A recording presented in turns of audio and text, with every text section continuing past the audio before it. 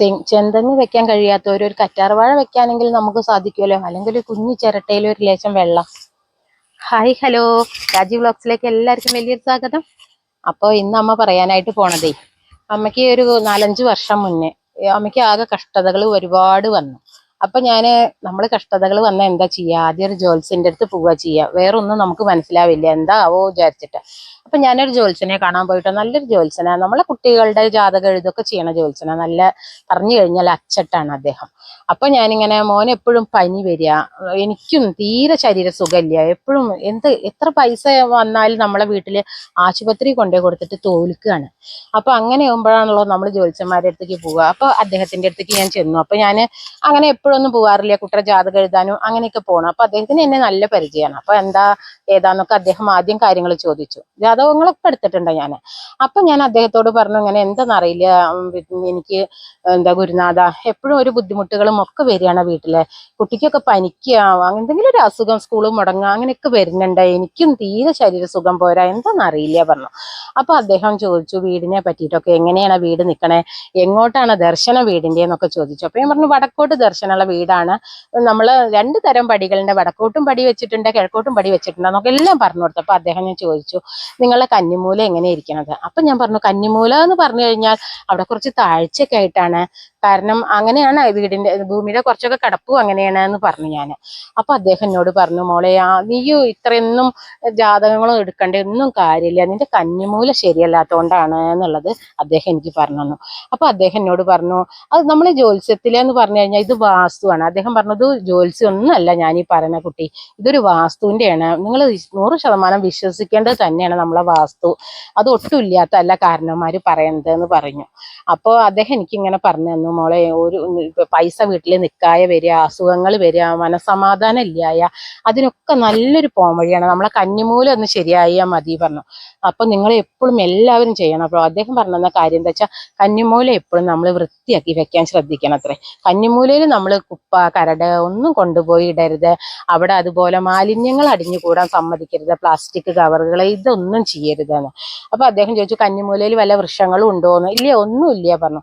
അപ്പൊ അദ്ദേഹം പറഞ്ഞു, അവിടെ ഒരു ചെന്തെങ്ങ് വെക്കൂ, ചെറിയ ഒരുപാട് ഉയരം വെക്കില്ല, 18ാമത്തെ പട്ട വരുമ്പോൾ നമുക്ക് കായ്ക്കും ഇത്ര, അങ്ങനത്തെ ചെന്തെങ്ങ്, വല്ലാതെ വീടിന്റെ മുകളിലേക്ക് പോവില്ല, ഒരു ദോഷവും ഇല്ല, ഇത്തിരി കുറുകിയ തെങ്ങാണ് അത് നിങ്ങൾ വെക്കാൻ ശ്രമിക്കണം എന്ന് പറഞ്ഞു. അപ്പൊ ഞാൻ പറഞ്ഞു, ഒരുപാട് സ്ഥലമൊന്നും ഇല്ല ഗുരുനാഥ, അവിടെ കുറച്ച് സ്ഥലമേ ഉള്ളൂ, ഒരു തെങ്ങിന് നിൽക്കാൻ മാത്രം ഇല്ല, ഞങ്ങൾക്ക് അവിടെ മിറ്റം കുറവാണ്, തൊടി കുറവാണ് ആ ഭാഗത്തേക്കേ പറഞ്ഞു. അപ്പൊ അദ്ദേഹം പറഞ്ഞു, വേണ്ട, ചെന്തെങ്ങ് വെക്കാൻ സാധിക്കില്ലെങ്കിൽ വേണ്ട, നിങ്ങൾക്ക് കറ്റാർവാഴ വെക്കാലോ. അപ്പൊ അദ്ദേഹം പറഞ്ഞു, ഒന്നും നോക്കാതെ നിങ്ങൾ ഒരു മൂട് കറ്റാർവാഴ ഗ്രോ ബാഗിലാക്കിയിട്ട് അവിടെ സ്ഥാപിക്കുക. പിന്നെ ഒരു കുഞ്ഞു ചിരട്ടയില് വെള്ളം, ഒരു കുഞ്ഞു ചിരട്ട വെള്ളം അതിന്റെ അടുത്ത് നമ്മൾ താഴ്ത്തിയിട്ട് ചിരട്ടയിൽ വെള്ളം നിറച്ച് വെക്കുക. എപ്പോഴും അതിലത്തെ വെള്ളം വറ്റുമ്പോൾ നമ്മൾ പാരുക. അതുപോലെ കറ്റാർവാഴ നമ്മൾ ഉശിരിൽ നിർത്തണം അത്രേ, അതിന് ഉണങ്ങി തൂങ്ങും ഒന്നും ചെയ്യാൻ പാടില്ല അത്രേ. കറ്റാർവാഴ ഉണങ്ങി നിന്നാൽ നമ്മളെ വീടിന് ദോഷമാണ് അത്രേ. പിന്നെ അദ്ദേഹം പറഞ്ഞു, അതിന് നമ്മൾ ദിവസേന വെള്ളം നനയ്ക്കണമെന്നില്ല, കുഞ്ഞു ചിരട്ടയിലെ വെള്ളം എന്താണെന്നറിയോ ഉണ്ടാവുക, കിളികളൊക്കെ വന്ന് കുടിച്ചു പോകുത്ര, കിളികളും കണ്ണൻ ഇവർക്കൊന്നും വെള്ളം കിട്ടാത്തൊരു സമയം വരുമ്പോൾ തൊട്ടിയിലെ വെള്ളം അവറ്റ കുടിച്ചു പോകും. നമുക്ക് ഒരുപാട് വെള്ളം വെക്കൊന്നും വേണ്ട, കുഞ്ഞു ചിരട്ടയിൽ വെച്ചാൽ മതി. അപ്പൊ നമ്മളുടെ വീടിന് പോസിറ്റീവ് എനർജി കിട്ടുത്രേ. പിന്നെ അതുപോലെ കറ്റാർവാഴ എന്ന് പറഞ്ഞു കഴിഞ്ഞാൽ അറിയാലോ, എല്ലാത്തിനും നല്ലതാണ്, നല്ല ഗുണമുള്ള സാധനമാണ് അദ്ദേഹം പറഞ്ഞു കഴിഞ്ഞാൽ.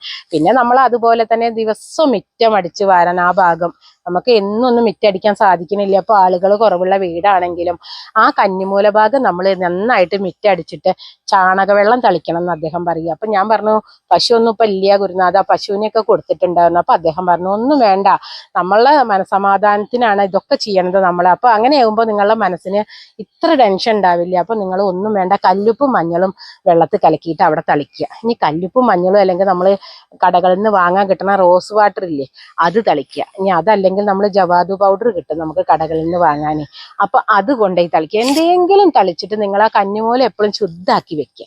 ബാക്കിയുള്ള മിറ്റത്തിന്റെ ഭാഗം അടിച്ചു വാരണ്ട, അടിച്ചു കോരണ്ട എന്നല്ല, കന്നിമൂലയ്ക്ക് ആദ്യം പ്രധാനം കൊടുക്കണം. ബാക്കിയുള്ള നമുക്കറിയാലോ, സ്ത്രീകൾ എവിടേക്കെങ്കിലും പൂവ് അണച്ചാലും അന്നത്തെ പണി ഒരുക്കണത് മിറ്റടി അത്രേ. മിറ്റടിച്ചേ പുറത്ത് പോവാവൂ എന്നാണ് പണ്ട് മുതൽക്കേ ശാസ്ത്രം. അത് സത്യം തന്നെയാണ്. മിറ്റത്ത് നമ്മളിങ്ങനെ കുപ്പ കരട 2 പ്രാവശ്യം ഒന്നും മിറ്റടിക്കണ്ട, രാവിലെ 1 പ്രാവശ്യം അടിച്ചു തളിക്കുക എന്ന് പറയുന്നുണ്ട് നമ്മളെ വീട്ടിലെ എല്ലാവരും അല്ലെ. വയസ്സായവർക്കൊക്കെ പണ്ട് ചാണകം ശുദ്ധാണ്. അപ്പൊ നമ്മൾക്ക് ഒരു നെഗറ്റീവ് എനർജി ഒക്കെ പോയിട്ട് നമ്മളെ വീട്ടിലെ ഒരു പോസിറ്റീവ് എനർജി, ഒരു വൃത്തി വെടുപ്പ്, നമുക്കൊരു മനസ്സമാധാനം കിട്ടാൻ വേണ്ടിയിട്ട് നമ്മൾ രാവിലെ എണീറ്റ് കഴിഞ്ഞാൽ മുറ്റത്ത് ഒന്ന് അടിച്ചു വാരിയിട്ട്, ഒന്നും ഇപ്പൊ ആർക്കും ഒന്നും തളിക്കാൻ ചാണകം ഒന്നും ഇല്ലാത്ത കാലാണ്. ചാണകമൊക്കെ ആൾക്കാർക്ക് ഇഷ്ടമില്ല, പശുക്കളെയൊന്നും ആൾക്കാർ വളർത്തണില്ല. അപ്പൊ അങ്ങനെയുള്ളവർ ഒരു നുള്ളു കല്ലുപ്പും മഞ്ഞളും ഇട്ടിട്ട് 4 പുറം വീടിന്റെ നടന്ന് തളിക്കണം. അപ്പൊ പ്രത്യേകിച്ച് നമ്മൾ വീടിന്റെ കന്നിമൂലയിൽ തളിക്കാതിരിക്കരുത്. അവിടെ എത്തുമ്പോഴേക്കും വെള്ളം തീരാൻ പാടില്ല, അവിടുന്ന് തുടങ്ങണം തളിക്കാൻ. അങ്ങനെ നമ്മൾ തളിച്ച് വന്ന് ശുദ്ധാക്കി വെച്ച് നോക്കൂ. അത് എനിക്ക് അനുഭവമായി. അപ്പൊ അതിന്റെ ശേഷം എനിക്ക് യാതൊരു ബുദ്ധിമുട്ടും ഇല്ല, അസുഖങ്ങൾ കുറഞ്ഞു. പിന്നെ പൈസ നമുക്കറിയാലോ, അസുഖങ്ങൾ വന്നാൽ നമ്മൾക്ക് എങ്ങനെ പൈസ ഉണ്ടായാലും നമ്മളെ വീട്ടിൽ പൈസ നിൽക്കണില്ല. പിന്നെ നമ്മളെ വീട്ടിൽ പൈസ നിൽക്കൽ തുടങ്ങി. പിന്നെ അല്ലെങ്കിൽ നമുക്ക് അസുഖം വന്നാൽ, ജോലിക്ക് പോകേണ്ട ആൾക്കാർക്കൊക്കെ അസുഖം വന്നാൽ എന്തെന്നും ആലോചിച്ച് നോക്കും. പിന്നെ ഒരു സ്ത്രീ വീട്ടിലത്തെ മുടങ്ങി കിടക്കുകയാണ്, എപ്പോഴും അസുഖങ്ങളായി ആലോചിച്ച് നോക്കൂ. നമ്മളെ വീട് ആകെ താളം തെറ്റിയല്ലേ, എല്ലാവിധ താളങ്ങളും തെറ്റി. അപ്പോ ഇത്രയൊക്കെ നമ്മൾ ചെയ്തു കഴിഞ്ഞാൽ നോക്ക്, ആർക്കും ഒരു ബുദ്ധിമുട്ടും വരില്ലാന്നേ. ഇതൊരു അന്ധവിശ്വാസം ഒന്നും അല്ല കേട്ടോ. ഇതൊക്കെ നമ്മളെ വീട്ടിൽ ചെയ്യേണ്ട അത്യാവശ്യങ്ങളാണ്. നമ്മൾ 100% വിശ്വാസത്തോടു കൂടി നിങ്ങൾ ചെയ്തു നോക്കൂ. അപ്പൊ നിങ്ങൾക്ക് അറിയാം, നിങ്ങൾ ഒരു മാസം കൊണ്ട് നിങ്ങൾക്ക് വ്യത്യാസം അറിയും. അപ്പൊ ഇതെല്ലാവരും ചെയ്തു നോക്കണം എന്ന് എനിക്ക് പറയാനുള്ളൂ. അപ്പോൾ ഇതെല്ലാവർക്കും ഇഷ്ടപ്പെട്ടു എന്ന് കരുതുന്നു. ഈ വീഡിയോ ഇഷ്ടപ്പെട്ടെങ്കിൽ എല്ലാവരും ലൈക്ക് ചെയ്യുക, ഷെയർ ചെയ്യുക, സബ്സ്ക്രൈബ് ചെയ്യുക, കൂട്ടത്തിലേക്ക് ആ ബെല്ലൈക്കനും കൂടി ഒന്ന് എനേബിൾ ചെയ്യുക. അപ്പൊ ഇനി എന്താ പുതിയൊരു വീഡിയോ ആയിട്ട് വരുന്നതായിരിക്കും. ബൈ.